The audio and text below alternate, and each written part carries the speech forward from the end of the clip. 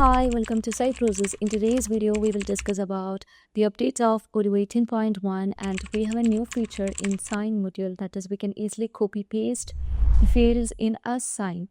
So let's move on to the sign module, and here we just need to upload a document.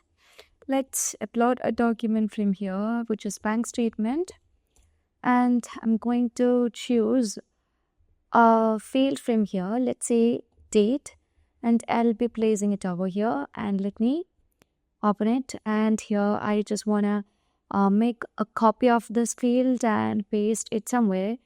So here you can just click on Ctrl+C. So here you can see sign item is copied, and you just need to place it over here. So let's say Ctrl+V, and it's been pasted over here. So this is one of the new feature in Odoo 18.1, and that's all for today. Thank you for watching the video.